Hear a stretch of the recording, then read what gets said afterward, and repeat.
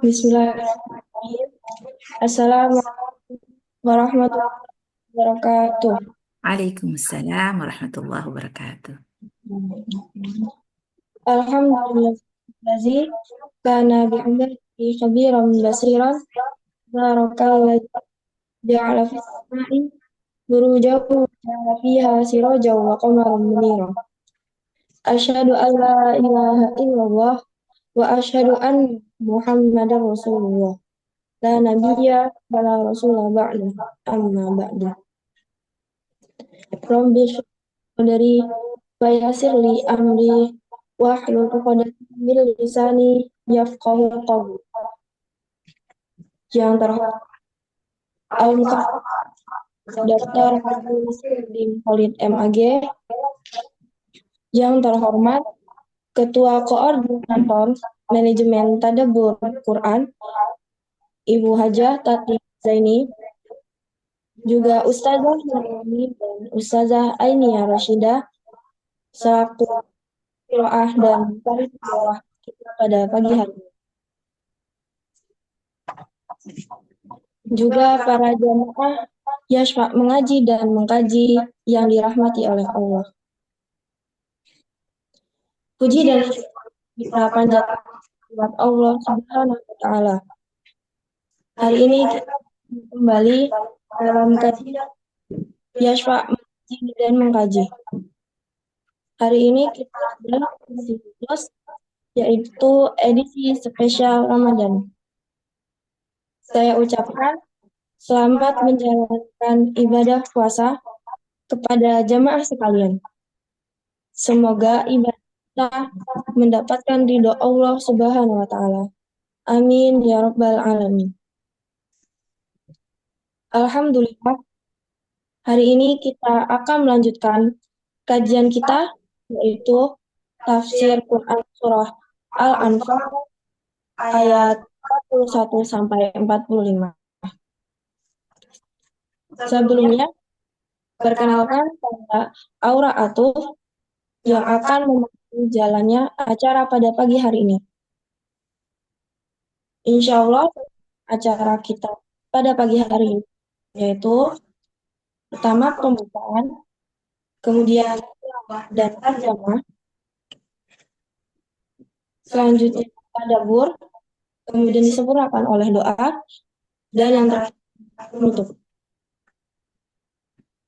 Baik, salawat serta salam semoga selalu curahkan kepada Nabi kita, Nabi Agung Muhammad Sallallahu Alaihi Allahumma sholli Wasallam. wa sallim wa barik alaihi.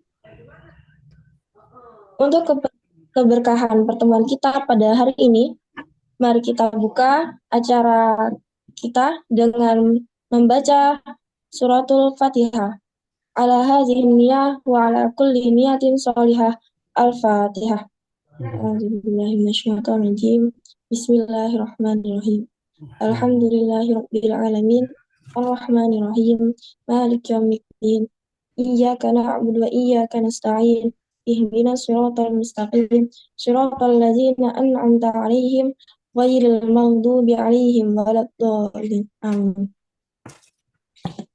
Para jamaah rahimakumullah, mari kita simak Quran surah ke-7, yaitu Quran surah ke-8, yaitu surah Al-Anfal ayat 41 sampai 45 yang akan dibacakan dan terjemahkan oleh Ustazah Nuryani dan Ustazah Ainia Rashidah. Silakan Bapak Ibu untuk disiapkan mushafnya. Kepada Ustazah Nuryani dan Ustazah Ainia Rashidah, saya persilakan. Baik, Bismillahirrahmanirrahim. Assalamualaikum warahmatullahi wabarakatuh. Waalaikumsalam warahmatullahi wabarakatuh.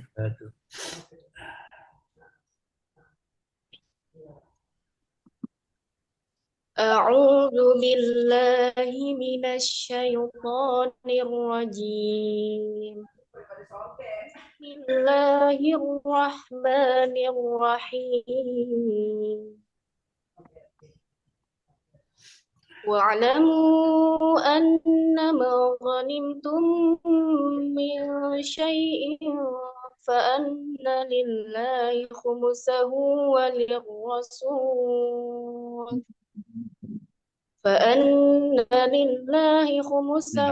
وللرسول ولذي القربى واليتامى والمساكين وبني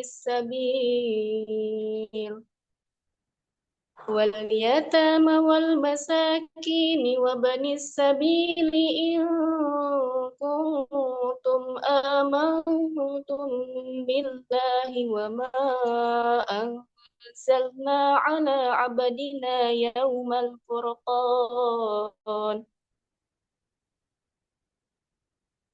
وما أنزلنا على عبدنا يوم الفرقان يوم التقى الجمعان والله على كل شيء قدير.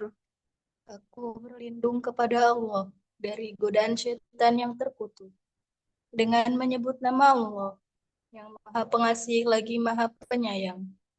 Dan ketahuilah, sesungguhnya segala yang kamu peroleh sebagai rampasan perang, maka 1/5 untuk Allah, Rasul, kerabat Rasul, anak yatim, orang miskin, dan ibnu sabil.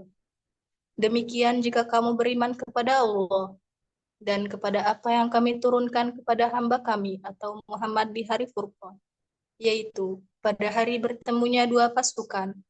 Allah Maha Kuasa atas segala sesuatu. إذ أنتم بالعدوة الدنيا وهم بالعدوة القصوى والركب أسفل منكم ولو تواعدتم لاختلفتم في الميعاد ولكن ليقضي الله أمرا كان مفعولا ليهلك من هلك عن بينة ويحيى من حي عن بينة وإن الله لسميع عليم. Yaitu, ketika kamu berada di pinggir lembah yang dekat dan mereka berada di pinggir lembah yang jauh, sedang kafilah itu berada lebih rendah dari kamu, sekiranya kamu mengadakan persetujuan untuk menentukan hari pertempuran, niscaya kamu berbeda pendapat dalam menentukan hari pertempuran itu. Tetapi Allah berkehendak melaksanakan suatu urusan yang harus dilaksanakan, yaitu agar orang yang binasa itu binasa dengan bukti yang nyata, dan agar orang yang hidup itu hidup dengan bukti yang nyata. Sungguh, Allah Maha Mendengar, Maha Mengetahui. إذ يريكهم الله في منامك قليلا ولو أراكهم كثيرا لفشلتم ولتنازعتم في الأمر ولكن الله سلم إنه عليم بذات الصدور. Ingatlah ketika Allah memperlihatkan mereka di dalam mimpimu berjumlah sedikit, dan sekiranya Allah memperlihatkan mereka berjumlah banyak, tentu kamu menjadi gentar, dan tentu kamu akan berbantah-bantahan dalam urusan itu. Tetapi Allah telah menyelamatkan kamu. Sungguh, Allah Maha Mengetahui apa yang ada dalam hatimu. وإذ يريكموهم إذ التقيتم في أعينكم قليلا ويقللكم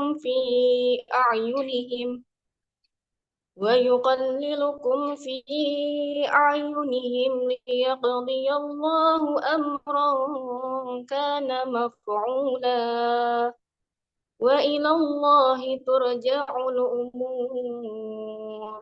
Dan ketika Allah memperlihatkan mereka kepadamu, ketika kamu berjumpa dengan mereka berjumlah sedikit, menurut penglihatan matamu, dan kamu diperlihatkannya berjumlah sedikit menurut penglihatan mereka, itu karena Allah berkehendak melaksanakan suatu urusan yang harus dilaksanakan.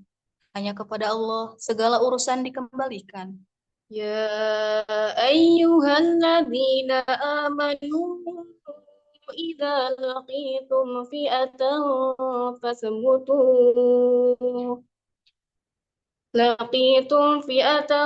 فاثبتوا واذكروا الله كثيرا لعلكم تفلحون. صدق الله العظيم. Wahai orang-orang yang beriman, apabila kamu bertemu pasukan atau musuh, maka berteguh hatilah dan sebutlah nama Allah. Banyak-banyak berzikir dan berdoa agar kamu beruntung. Wassalamualaikum warahmatullahi wabarakatuh. Waalaikumsalam warahmatullahi wabarakatuh.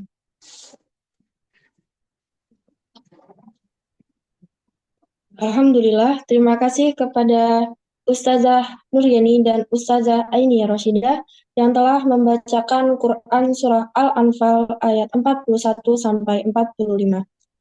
Semoga yang membaca dan menerjemahkan serta kita yang mendengarkan mendapatkan pahala di sisi Allah Subhanahu wa Ta'ala.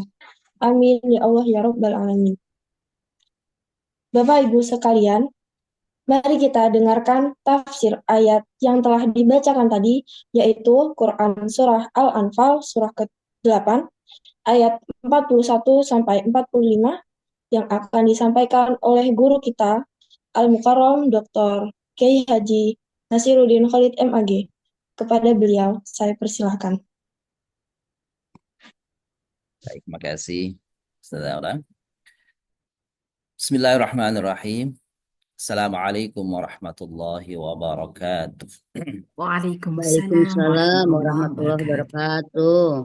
Alhamdulillah, salatu wassalamu ala rasulillah wa ala alihi wa sahbihi wa man ittaba'a huda wa mawalah. Asyhadu an la ilaha illallah wahdahu la syarika lah wa asyhadu anna nabiyyana Muhammadan abduhu wa rasuluh alladzi la nabiyya wa la rasula ba'dah. Allahumma faqihna fid din wa 'allimna ta'wil. Wa ya sada wa sayyidat, as'adakumullah hayatakum, Bapak Ibu jamaah kajian Yashfa mengaji dan mengkaji yang dimuliakan Allah. Puji syukur kehadirat Allah SWT, salawat salam kita tercurahkan kepada manusia teladan, manusia terbaik di dunia, kecintaan kita, junjungan kita Nabi besar Muhammad Sallallahu Alaihi Wasallam. Allahumma shalli wa sallim wa barik Dan alaihi. berharap semoga kita kelak nanti dibersamakan dengan beliau di surganya Allah SWT setelah kita mendapatkan syafaat dari beliau. Bapak-bapak, ibu-ibu yang kami muliakan, terima kasih kami sampaikan pada mudah-mudahan selalu host pada Yashfa mengaji dan mengkaji di bulan Ramadan kali ini. Ustazah Aura Atuf, Ustazah Nuryani dan Ustazah Ainiyah yang sudah memandu acara kita membacakan ayat-ayat yang kita bahas dalam pertemuan perdana di bulan Ramadan tahun 1446 Hijriah kali ini.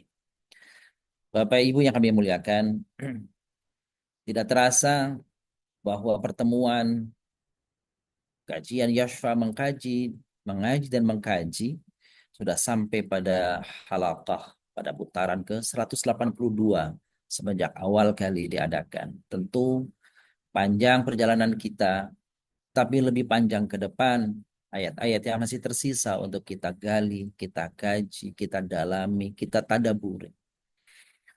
Maka semoga Allah Subhanahu wa taala panjangkan usia kita sehingga kita bisa terus-menerus tidak saja mentilawahkannya, tidak saja membacanya, tetapi juga mentadaburinya, memahaminya meski dengan pemahaman yang terbatas. Usaha kita ini, pemahaman kita ini semoga diridhai oleh Allah Subhanahu wa taala. Allah jadikan usaha kita, ikhtiar kita ini kelak menjadi catatan amal kebaikan kita, saksi kita di hadapan Allah kelak nanti bahwa kita membacanya, mentadaburi. Bukan orang-orang yang disebut di dalam Al-Quran bahwa orang-orang mahjuran inna rabbi inna qaumi ittakhadhu hadzal qur'ana mahjura. Begitu pengaduan Nabi sallallahu alaihi wasallam kepada Allah Subhanahu wa taala. Ya Allah, sesungguhnya sebagian kaumku itu telah menjadikan Al-Quran ini sesuatu yang tersingkirkan dalam kehidupannya. Maka kita berusaha dalam ikhtiar setelah membacanya, mentilawahkannya, dan mencoba untuk memahaminya pelan, sedikit demi sedikit yang kita coba. Maka semoga ini menjadi saksi bahwa kita tidak termasuk orang-orang yang diadukan sebagai orang-orang yang mahjuron, meninggalkan, menyingkirkan, mengesampingkan Al-Quran dalam kehidupan kita. Allah masyhad, ya Allah ada di majelis ini dan yang suka mengaji dan mengkaji serta majelis tafsir dimanapun berada. Semoga itu menjadi bagian daripada pelak bukti kesaksian kita di hadapan Allah Subhanahu wa taala. Hadirin yang kami muliakan, hari ini kita akan memasuki ayat 41 dalam surah Al-Anfal. Tadi dibacakan oleh Ustazah kami sini. Ayat-ayat yang dibacakan, terutama ayat 41, Bapak yang muliakan, ini memiliki sabab nuzul, memiliki latar belakang yang menjadikan ayat ini turun. Bahwa di tahun kedua Hijriyah, di bulan Ramadan, telah terjadi satu peristiwa besar dalam sejarah Islam.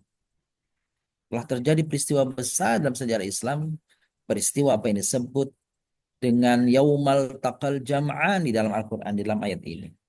Peristiwa berjumpanya dua pasukan besar. Dan para ahli sejarah, para ahli tafsir menyebut bahwa peristiwa ini adalah peristiwa Perang Badar. Maka ketika peristiwa Perang Badar, di mana kaum muslimin hanya berjumlah 313 dalam sebuah riwayat, sedangkan orang-orang kafir berjumlah 1.000 orang.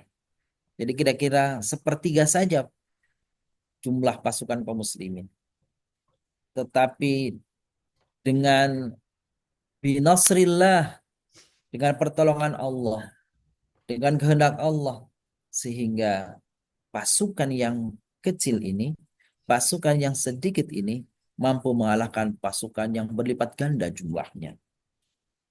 Pantas kalau Allah mengatakan kam min fi'atin qalilatin ghalabat fi'atan katsiratan biiznillah.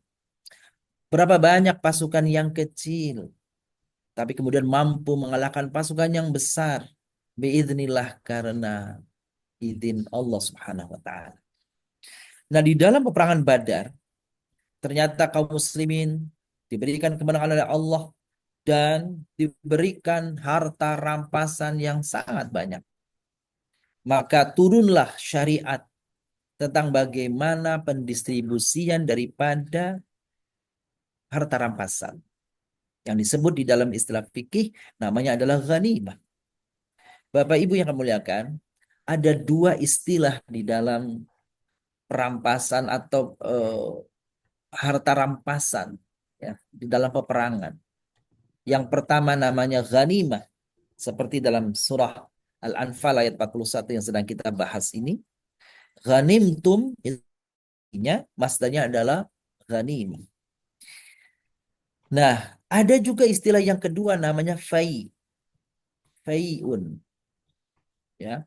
Fa'a yufi'u ifa'a wa fai'an. Fai itu juga harta rampasan. Apa perbedaannya antara fai dan ghanimah? Perbedaannya adalah, Bapak Ibu muliakan, jika ghanimah itu harta rampasan yang diambil oleh salah satu pasukan karena terjadinya peperangan antara kedua pasukan itu, maka harta yang ditinggalkan itu namanya adalah ghanimah.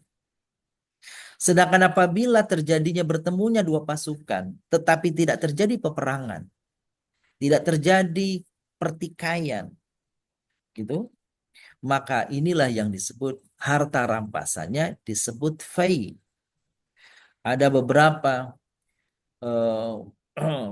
harta rampasan yang diambil oleh kaum muslimin tanpa adanya terjadinya peperangan karena musuh terlebih dahulu sudah pergi, sudah kabur dari medan pertempuran sebelum terjadinya peperangan. Itu namanya fai. Nah, ketika kaum muslimin, Rasulullah dan kaum muslimin mendapatkan harta rampasan yang besar dalam perang Badar. Terus bagaimana distribusiannya? Maka turunlah ayat. Nah, itu yang disebut dengan sababun nuzul. Ayatnya bunyinya wa'lamu annama ghanimtum min syai', ketahuilah hai orang-orang yang beriman, hai orang-orang yang ikut berperang, annama ghanimtum, apapun yang kalian dapatkan dari harta rampasan, fa'ana lillahi khumusahu walirrasul, maka sesungguhnya harta rampasan semuanya tuh, itu adalah seperlimanya milik Allah dan Rasulnya. Apa yang dimaksud dengan milik Allah dan Rasulnya? Maka milik Allah dan Rasulnya itu adalah diperuntukkan bukan semata-mata untuk diri Nabi Shallallahu Alaihi Wasallam, bukan, tetapi dimaksudkan adalah yang seperlima itu disisihkan, ya, seperlima itu disisihkan untuk orang-orang yang memang perlu mendapatkan perhatian, ya, yang perlu untuk mendapatkan perhatian secara material, itu untuk kehidupan mereka. Bisa juga yang seperlima itu di dalam syariat disebut itu digunakan untuk dakwah, digunakan untuk kemaslahatan orang yang berdakwah, mendirikan sesuatu bangunan atau hal pendukung dalam syiar dakwah. Dimaksud waktu itu yang seperlima itu ditabung untuk pemeliharaan Ka'bah dan hal-hal yang sifatnya adalah terkait dengan kemaslahatan fasilitas dan kemaslahatan kaum muslimin. Maka yang seperlima itu disisihkan dari yang lainnya. Sedangkan 4/5-nya barulah itu dibagikan kepada orang-orang yang ikut berperang. Dari yang seperlima itu, bapak-bapak, ibu-ibu yang kami muliakan, itu termasuk juga diberikan kepada keluarga Nabi, yaitu Bani Hashim dan Bani Muttalib.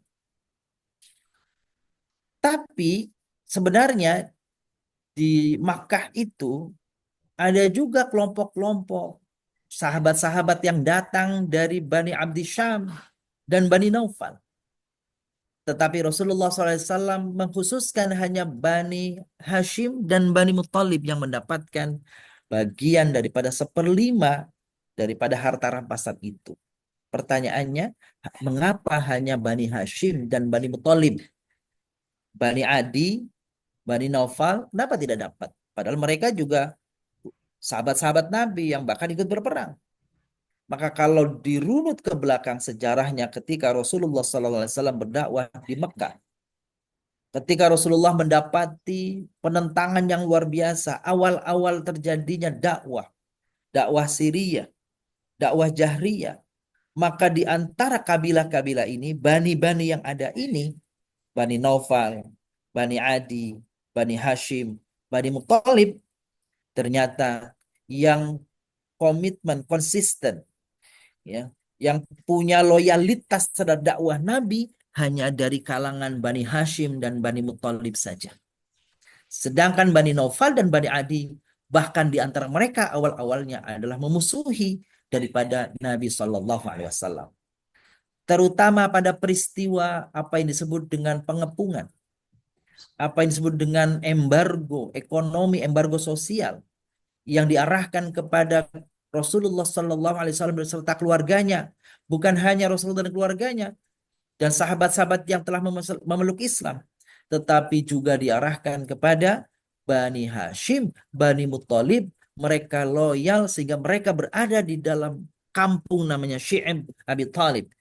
Syi'ib yaitu tempat perkampungan yang terisolir, di mana mereka selama 3 tahun berada terisolir di situ karena mereka mendukung dakwah Nabi SAW atau mereka memenuhi dakwah dengan cara masuk Islam.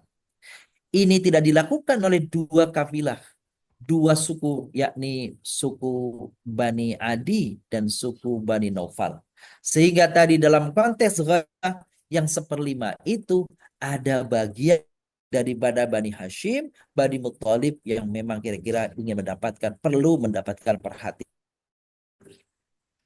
Dulu ketika terjadi embargo ekonomi, maka dua keluarga besar ini, dua bani ini yang hartanya dikeluarkan untuk menopang orang-orang yang berada di dalam isolasi tadi. Sehingga banyak di antara mereka yang jatuh miskin. Sekarang giliran Allah Subhanahu wa taala membalas jerih payah mereka, dukungan materi mereka dahulu ketika berada di awal dakwah Nabi dengan cara seperlima ghanimah yang didapatkan dalam peperangan manapun, maka mereka seperlima itu dikhususkan tadi untuk dakwah syiar, untuk menopang tempat-tempat atau fasilitas-fasilitas dakwah, termasuk juga untuk keluarga Nabi Shallallahu Alaihi Wasallam. Selain itu, walidil qurba, untuk kerabat dekat. Nah, ini maksud adalah keluarga dekat Nabi Sallallahu Alaihi Wasallam. Wal yatama, anak-anak yatim. Wal masakin, miskin. Wa benis sabil, dan ibnu sabil. In kuntum amantum billah. Jadi di sini ada syarat.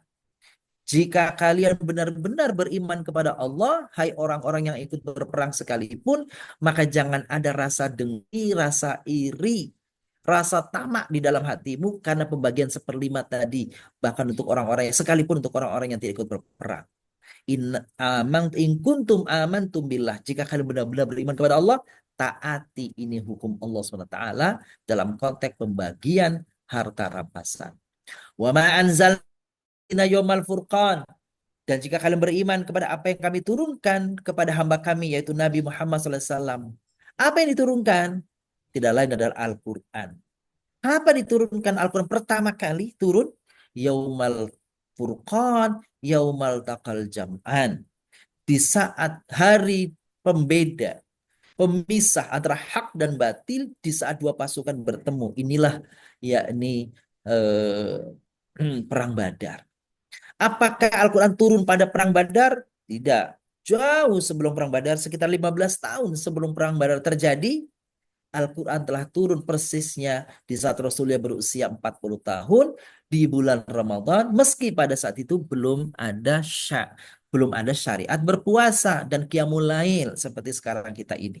Karena syariat puasa itu, Bapak Ibu yang muliakan, syariat berpuasa, qiyamul lail dan sebagainya itu hadir atau turun kepada Nabi Shallallahu Alaihi Wasallam di bulan Sya'ban di tahun kedua Hijriyah. Sedangkan Al-Quran turun itu 13 tahun sebelum Rasulullah berhijrah. Di saat Rasulullah usianya 40 tahun. Nah, jadi ini seakan-akan Allah ingin mengingatkan. Dulu orang tidak tahu kapan turunnya Al-Quran. Turunnya Al-Quran adalah persis pada peristiwa terjadinya bertemunya dua pasukan besar. Nah, di dalam sejarah bertemunya dua pasukan besar itu di bulan Ramadan. Tanggalnya berapa? Inilah yang terjadi perbedaan di kalangan para ulama. Yang paling masyhur adalah tanggal 17 Ramadan. Maka diyakini oleh sebagian ulama bahwa Al-Quran turun pertama kali di malam 17 Ramadan. Begitu. Riwayat yang lain mengatakan bukan tanggal 17, boleh jadi di 10 hari terakhir. Itulah yang kemudian diungkapkan pada surat Al-Qadar. Inna anzalnahu fi lailatul qadar. Kami turunkan dia di malam Qadar. Kapan malam Qadar? Banyak riwayat beda-beda. Yang paling masyhur riwayatnya itu adalah, pokoknya kata Nabi, jagalah di 10 malam terakhir di bulan Ramadan. Nah, inilah yang menjadikan ada perbedaan di kalangan para ulama kapan Lailatul Qadar terjadi. Kalau mengakaitkan inna anzalnahu fi lailatul qadar, kami turunkan di Al-Quran itu di Lailatul Qadar pada malam kemuliaan. Dan Lailatul Qadar itu terjadinya turunnya Al-Quran, dan Al-Quran itu terjadi pada peristiwa perang Badar, maka ada ulama yang berpendapat kalau begitu Lailatul Qadar itu terjadinya pada malam 17 Ramadan. Jadi ada juga pendapat seperti itu. Tapi pendapat ini mengkiaskan pada terjadinya peperangan. Tidak disebutkan secara tegas oleh Nabi SAW seperti ketegasan Nabi agar kita mencari Lailatul Qadar di 10 malam Ramadan terakhir, bahkan lebih spesifik lagi di hari-hari atau di tanggal-tanggal ganjilnya. Inilah ayat yang berkaitan berkisah tentang perang Badar. Wallahu ala kulli syai'in qadir, dan Allah Maha Kuasa atas segala sesuatu.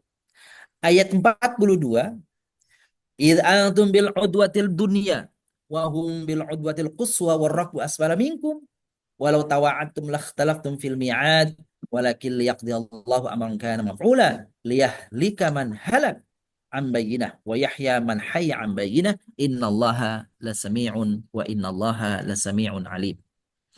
Ini menjelaskan lebih detail lagi peristiwa terjadinya pertemuan dua pasukan itu. Jadi ketika peristiwa perang Badar terjadi, Allah Subhanahu wa taala menempatkan pasukan kaum muslimin yang jumlahnya sedikit itu di tempat yang sangat strategis di suatu lembah. Di lembah. Dan lembah ini begitu lebih dekat ke Madinah daripada orang-orang kafir yang ke Mekah. Lalu kemudian orang-orang kafir itu tuh adanya di lembah yang jauh dari tempat yang strategis. Apa tempat strategisnya?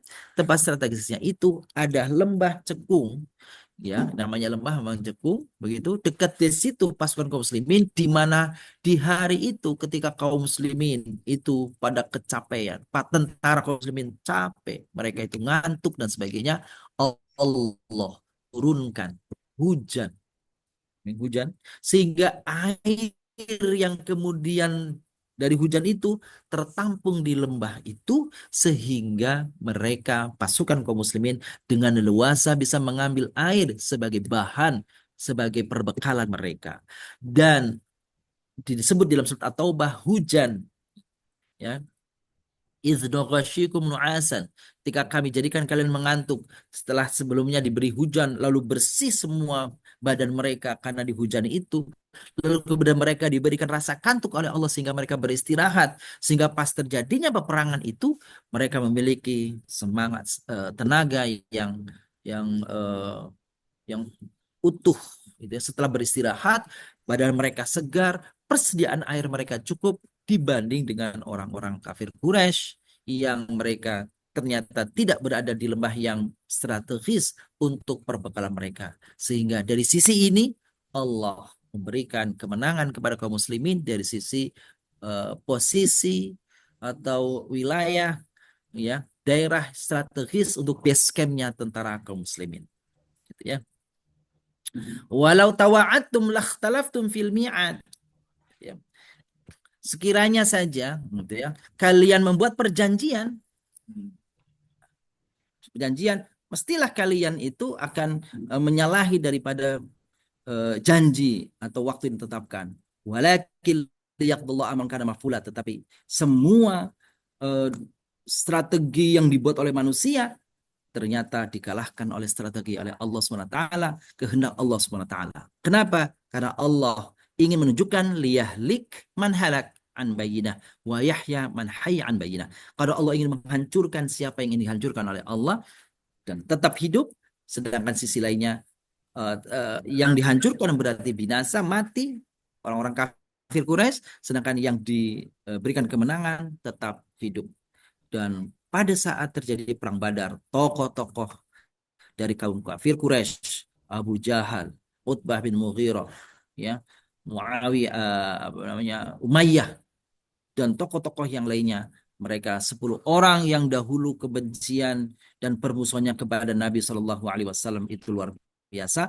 Mereka kemudian tewas semua di dalam perang Badar.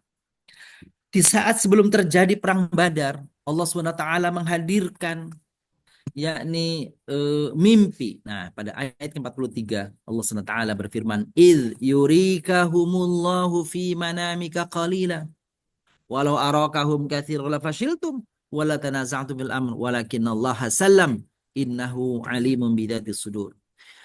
Bapak-bapak yang muliakan, mimpi yang dihadirkan Allah tunjukkan kepada Nabi itu adalah wahyu.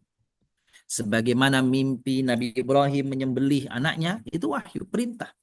Mimpi Nabi Muhammad dalam konteks Fathu Makkah, dimimpikan oleh Allah bahwa Nabi SAW itu memasuki Makkah dengan aman. Peristiwa terjadi Makkah, itu semua mimpi Nabi itu wahyu, itu benar. Kalau mimpi kita Mimpi manusia bisa benar, bisa tidak. Seperti itu. Jadi Rasulullah Shallallahu Alaihi Wasallam diberikan mimpi oleh Allah, ditunjukkan dalam mimpi. Dalam mimpinya apa itu? Idh yurikahumullahu fi manamika qalilan. Ternyata di dalam mimpi itu pasukan musuh itu dalam mimpi Nabi itu sedikit jumlahnya dibandingkan pasukan muslimin. Memberikan apa tuh? Motivasi, semangat, ya, dalam diri Nabi dan pasukan kaum muslimin untuk bisa mengalahkan di dalam peperangan Badar. Padahal jumlahnya besar, tetapi diberikan mimpi, ditunjukkan dalam mimpi itu jumlah pasukan itu sedikit. Dan Rasulullah sampaikan kepada para sahabat, para tentara, sehingga para tentara begitu semangat untuk menyongsong peperangan. Sebaliknya di dalam tafsir, tidak disebutkan di dalam apa namanya ayat ini, begitupun sebaliknya. Ternyata orang-orang kafir juga diberikan mimpi, tetapi mimpi orang-orang itu selain Nabi itu, Bapak-bapak, Ibu muliakan, maka mimpi itu bisa benar, bisa salah. Kita bermimpi ini ada 3 kemungkinan. Mimpi pasti benar, mimpi pasti salah, mimpi benar, mimpi salah. Yang ketiga itu bisa benar, bisa salah. Mimpinya Nabi pasti benar. Gitu. Mimpi, kalau seorang bermimpi berjumpa dengan Allah pasti salah. Selain itu, maka 50-50. Bisa benar, bisa salah. Kan gitu. Bisa hanya bunga-bunga tidur. Nah, itulah mimpi. Ahlam namanya, seperti itu. Nah, jadi ternyata orang-orang kafir itu juga dimimpikan begitu dalam tafsir, bahwa mereka itu memimpikannya apa? Pasukan kaum muslimin memang jumlahnya sedikit, sehingga mereka diperlihatkan jumlahnya sedikit dan lemah, sehingga orang-orang kafir itu bersemangat pula untuk segera menyelesaikan peperangan itu, mengalahkan kaum muslimin. Jadi masing-masing memiliki optimisme untuk menang, gitu. Optimisme yang dihadirkan di dalam kaum muslimin bahwa jumlah pasukan kafir itu meskipun sesungguhnya banyak, tetapi dalam mimpinya itu sedikit, sehingga mereka semangat untuk mengalahkan. Dan disebut perang itu terjadi di hari Jumat, tidak sampai 1 hari perang itu selesai dan dimenangkan oleh kaum muslimin. Idh yurikamullahu fi manamika qalila walau ta'arakum katsiran. Sekiranya dipertontonkan di dalam mimpi, ditunjukkan dalam mimpi, jumlah pasukan itu besar, la fasyiltum wala tanaza'tum fil amr. Pastilah kalian itu akan berbantah-bantahan. Kalian itu akan merasa kalah, merasa gentar. Itu ya, berdebat, maju atau tidak kan seperti itu. Walakin Allah salam, tetapi Allah sudah berkehendak untuk menyelamatkan kalian. Innahu alimun bidati sudur, dan sesungguhnya Allah Maha mengetahui apa yang ada di dalam hati. Pada ayat 44 Allah Subhanahu wa taala berfirman, wa idh yurikumuhum idhil taqaitum fi ayunikum qalilan wa yuqallilukum fi ayunihim liyaqdillahu amran kana maf'ula wa ilallahi turja'ul umur. Jadi pada ayat ini, pada ayat ke-44, Allah Subhanahu wa taala mengingatkan pada Nabi dan pasukan kaum muslimin, dan ketika Allah melihatkan kepada mereka, ya, dan ketika Allah melihatkan mereka kepadamu, ketika kamu berjumpa mereka berjumlah sedikit menurut penglihatan matamu, dan kamu diperlihatkan jumlah sedikit menurut penglihatan mereka, itu karena Allah hendak melakukan satu urusan yang dilaksanakan, yaitu apa? Memenangkan pasukan kaum muslimin dari pasukan kafirin. Gitu. Amron kana maf'ula, itulah ketetapan yang harus terlaksana karena ketetapan Allah. Seperti kalau kita baca di dalam bagian, misalnya saat kunut subuh, biasanya kita mengatakan innaka taqdi wala yuqda alaik. Sungguhnya engkau ya Allah yang menentukan urusan, dan ketetapanmu dalam menetapkan urusan tidak dipengaruhi oleh yang lain, tidak dikendalikan oleh yang lain. Innaka taqdi wala yuqda alaik. Wa ilallahi turja'ul umur, dan segala urusan akan dikembalikan, akan terkembali kepada Allah Subhanahu wa taala. Dan ayat terakhir, ya. Ya ayyuhalladzina amanu idza laqitum fi'atan fatsbutu wadhkurullaha katsira la'allakum tuflihun. Wahai orang-orang yang beriman, apabila kamu bertemu pasukan, maka berteguh hatilah dan sebutlah nama Allah banyak-banyak agar kamu beruntung. Ini Bapak muliakan dalam konteks peperangan kaum muslimin, maka fungsi peran kemantapan hati dengan doa, dengan qiyamul lail, dengan tahajud, dengan segala ikhtiar selain daripada pasukan, itulah yang menentukan. Bukankah kita mendengar dalam sejarah ketika Muhammad Al-Fatih pada 1435 ya, tahun 1435, di mana sudah berkali-kali pasukan pasukan Turki tidak mampu mengalahkan, tidak mampu menaklukkan Konstantinopel. Maka di satu hari setelah Muhammad Al-Fatih, sang komandan yang masih sangat-sangat muda, usianya hanya 21 tahun saat itu, kemudian dia menziarahi kuburan sahabat Nabi di Turki yang masyhur namanya Abu Ayyub Al-Ansari. Lalu kemudian diberi mimpi, diberikan semangat ya untuk menaklukkan pasukan Romawi di Konstantinopel itu. Lalu di malam sebelum penyerbuan yang fenomenal itu, mereka semua pasukan itu dalam lapangan yang sangat besar, lalu mereka berdoa, bertahajud malam, berdoa kepada Allah. Dan di siang harinya besoknya pasukan kaum muslimin mampu menaklukkan kota Konstantinopel, yaitu kerajaan Romawi yang sangat digaya di saat itu. Apa? Dukungan daripada spiritual yang luar biasa, meyakinkan mereka bahwa kemenangan Allah di hadapan mata. Saya kira itu pun yang mestinya hadir dalam diri kita, bahwa setiap ikhtiar yang sudah kita lakukan, usaha secara fisik, usaha secara real, tetapi tentu kita tidak lupa ada peran Allah Subhanahu wa taala dalam diri kita, dalam keberhasilan kita, dalam hidup kita. Maka jangan tinggalkan Allah dalam kehidupan kita. Saya kira pesan dari ayat yang terakhir tadi demikian, Bapak yang muliakan. Inilah tafsir daripada surah Al-Anfal ayat 41 sampai dengan ayat 45. Untuk sementara kami cukupkan. Alhamdulillahirabbil alamin. Terima kasih Pak Ustaz atas segala ilmunya.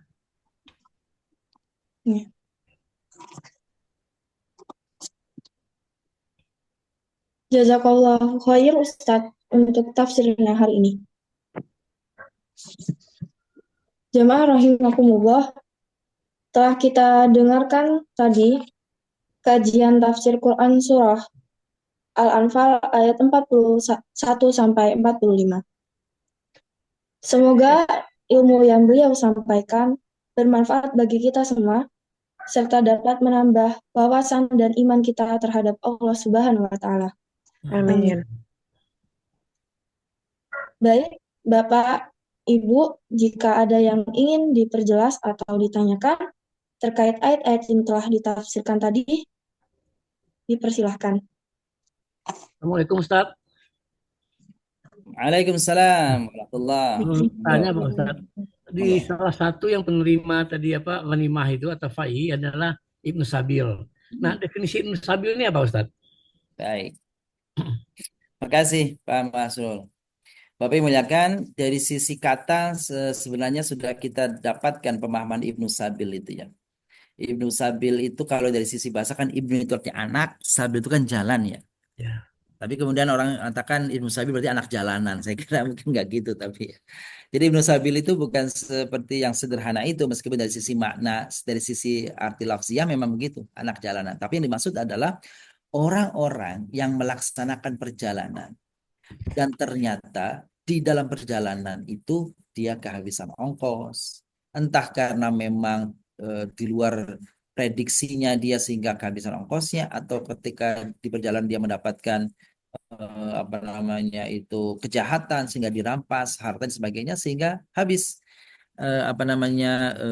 hartanya untuk melakukan perjalanan. Maka perjalanan orang yang sedang melakukan perjalanan ini, selama perjalanannya bukan untuk maksiat ya, maka mereka disebutnya Ibnu Sabil.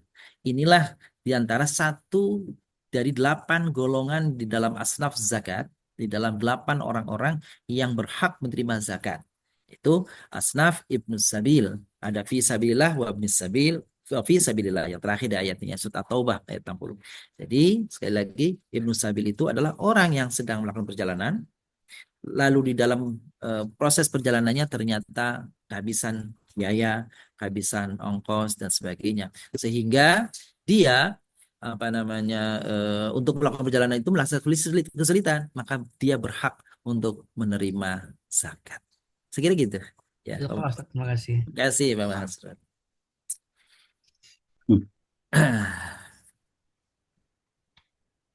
Assalamualaikum Ustaz. Waalaikumsalam warahmatullahi wabarakatuh. Mohon izin Ustaz, mohon tanya ini terkait dengan kalimat ghanimah atau syai' tadi. Ini ghanimah ini kan dalam arti perampasan perang, gitu. Jadi kesannya perampasan perang itu kan negatif ya, dalam arti merampas sesuatu.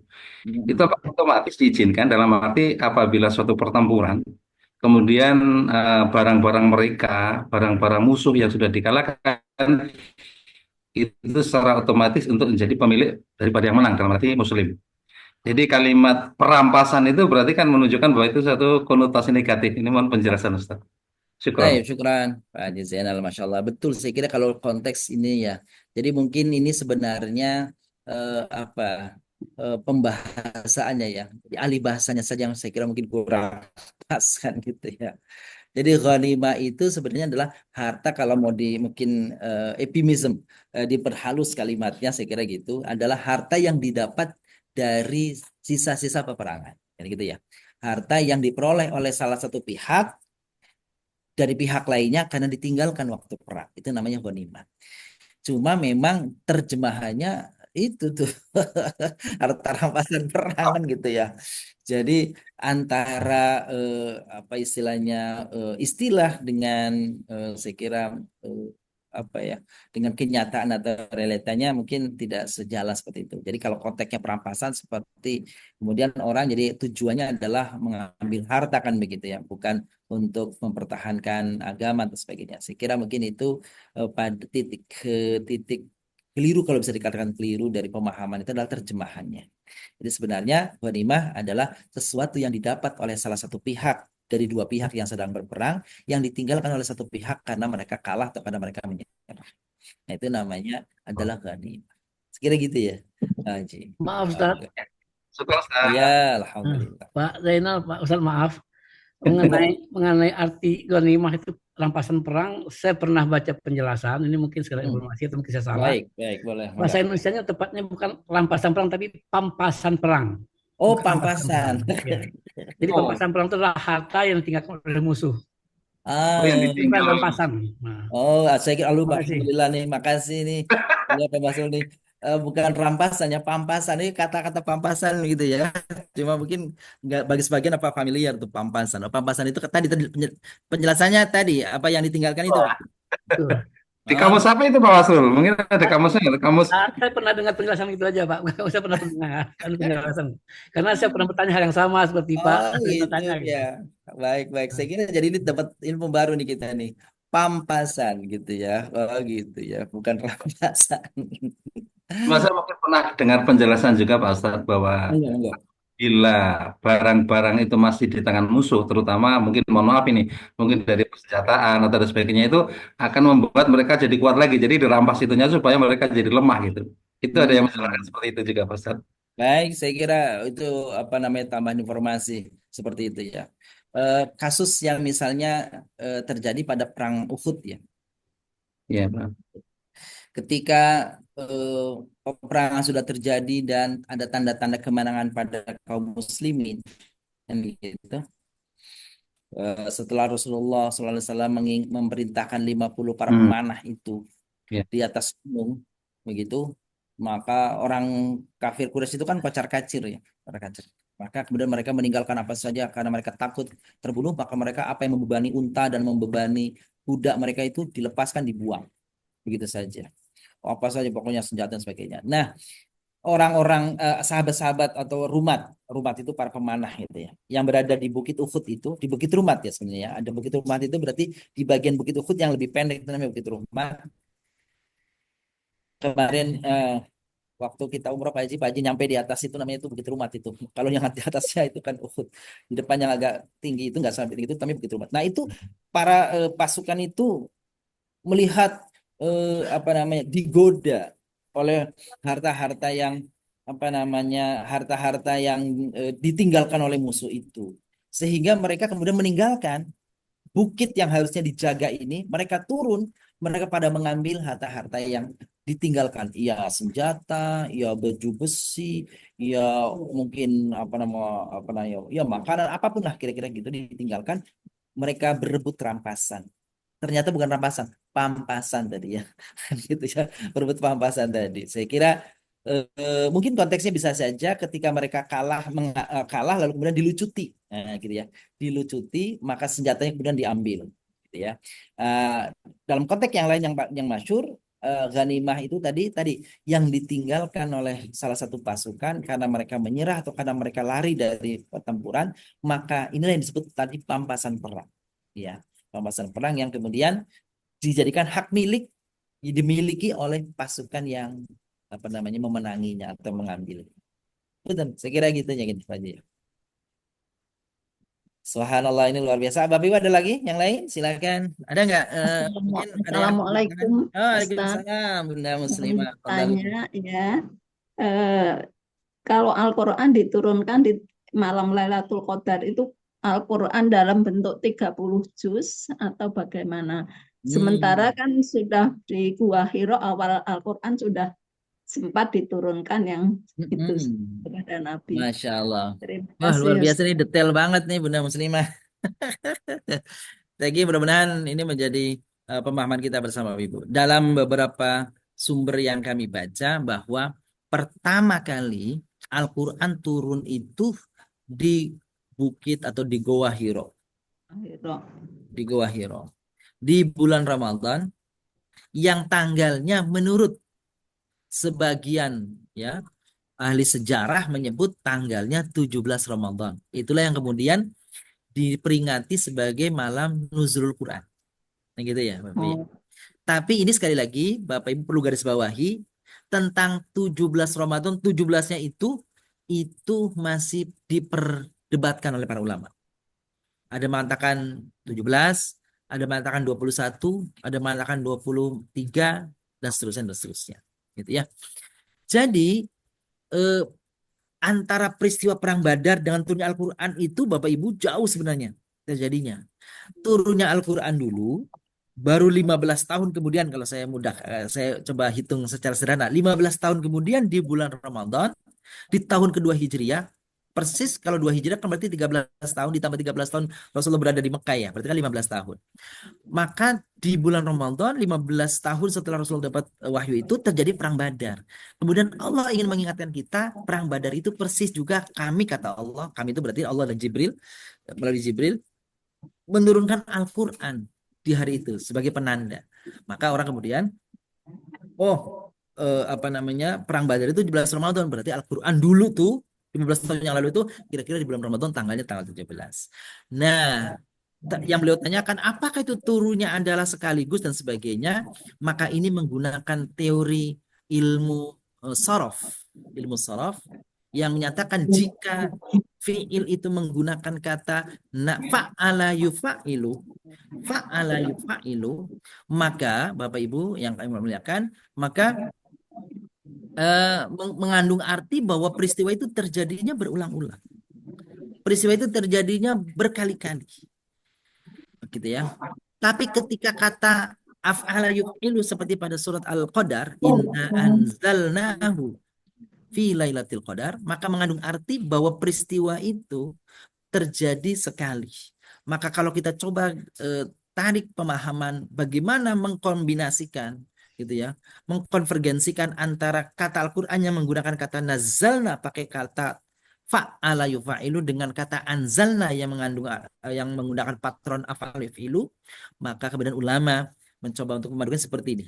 Kalau pertama kali di surat Al-Qadar itu di bulan Ramadan yang di Wahiro itu turun, ada yang mengatakan pertama kali turun dalam jumlah keseluruhan yang dimulainya dengan surat Al-Alaq ayat 1 sampai ayat 5 seperti itu. Lalu kemudian dari peristiwa Gua Hiro itu sampai dengan Rasulullah menjelang wafat, itulah yang menggunakan nazzala yunazzilu tanzilan. Seperti tanzilan min rabbil alamin, itu peristiwa itu berlaku terus-menerus, berulang-ulang, gradual, itu bertahap ya. sampai 6.236 ayat sampai dengan akhir apa namanya kehidupan dari Nabi SAW. Jadi kalau kita simpulkan, kalau anzal berarti Al-Quran turun dalam bentuk yang utuh seluruhnya, yaitu dari Lauh Mahfuz ya ke samai dunia, ke langit pertama di dunia. Lalu di malam hari itu turun untuk pertama kali juga 5 ayat pertama dalam surat Al-Alaq melalui Jibril kepada Nabi Shallallahu Alaihi Wasallam. Setelah peristiwa itu sampai dengan Rasulullah menjelang wafat, barulah turun ayat demi ayat yang disebut dengan istilah Tanzilul Quran atau Tanzilul Ayat. Saya kira mungkin demikian Bunda Haja Muslimah. Terima kasih Ustaz. Sami-sami Bunda. Alhamdulillah. Baik, Bapak Ibu, ada yang ingin ditanyakan kembali? Kayaknya waktunya udah cukup ya. Ya. Saya. Oke. Baik. Baik, saya cukupkan. Bapak Ibu rahimakumullah, alhamdulillah untuk pertemuan Yashfa mengaji dan mengkaji ini telah kita laksanakan. Insya Allah kita akan bertemu kembali pada hari Rabu pukul 5.30, melanjutkan ayat 46 dari surah Al-Anfal. Untuk itu, mari kita tutup pertemuan kita pada pagi hari ini dengan membaca hamdalah dan doa kifaratul majlis. Alhamdulillah rabbil alamin. Subhanakallahumma bihamdik asyhadu an la ilaha illa anta astaghfiruka wa atubu ilaik. Wassalamualaikum warahmatullahi wabarakatuh. Waalaikumsalam warahmatullahi wabarakatuh. Assalamualaikum Ustaz, Mukinan semuanya. Terima kasih. Ya semuanya Ustaz ya, Mukinan, Mukinan. Insyaallah. Ustaz. Terima kasih. Assalamualaikum. Waalaikumsalam warahmatullahi wabarakatuh.